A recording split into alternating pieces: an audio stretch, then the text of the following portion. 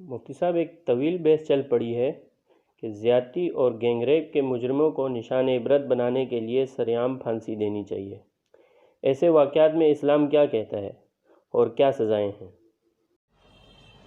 بدکاری کی سزاؤں سے متعلق شریعت اسلامیہ کا واضح موقف یہ ہے کہ اگر شادی شدہ مرد یا شادی شدہ عورت بدکاری کا ارتکاب کرے تو ایسی صورت میں رجم یعنی سنسار کر کے موت کی سزا دی جائے گی۔ جہاں تک غیر شادی شدہ مرد یا عورت کا تعلق ہے تو 100 کوڑے مارے جائیں گے۔ سورہ نور آیت نمبر 2 کے اندر اللہ نے بڑی وضاحت کے ساتھ فرما دیا، الزانیۃ والزانی فاجلدوا کل واحد منہما 100 جلدہ۔ اللہ رب العزت نے بدکاری کرنے والی مرد اور عورت کو اگر وہ غیر شادی شدہ ہے 100 کوڑوں کا اس آیت کے اندر حکم دیا۔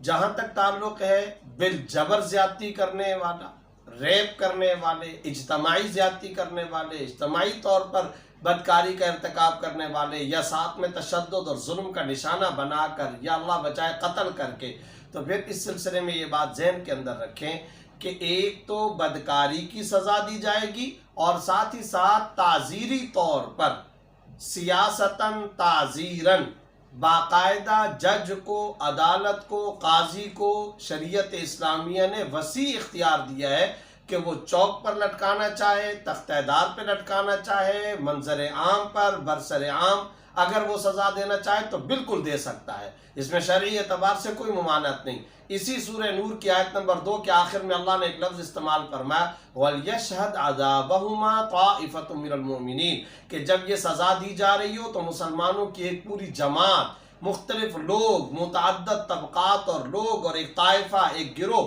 مسلمان مشاہدہ کریں۔ یہ مشاہدہ کب ہوگا؟ جب برسر عام دی جائے گی، جب باقاعدہ ان کو دکھایا جائے گا۔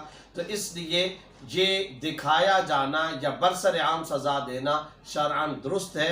تعزیری طور پر قاضی، جج اور عدالت اور کورٹ کو اسلام نے یہ اختیار دیا ہے، بالخصوص اس وقت جب کہ جج یہ دیکھ رہا ہو کہ ماحول خراب ہو رہا ہے، لوگوں کو عبرت دلانی ہے، لوگوں کو جرم کے مقابلے میں دہشت خوف دلانا ہے، لوگوں کو ڈرانا ہے، لوگ عبرت پکڑے، تو ایسی صورت میں شریعت نے یہ بالکل اختیار دیا ہے، برسر عام بھی سزا دی جا سکتی ہے۔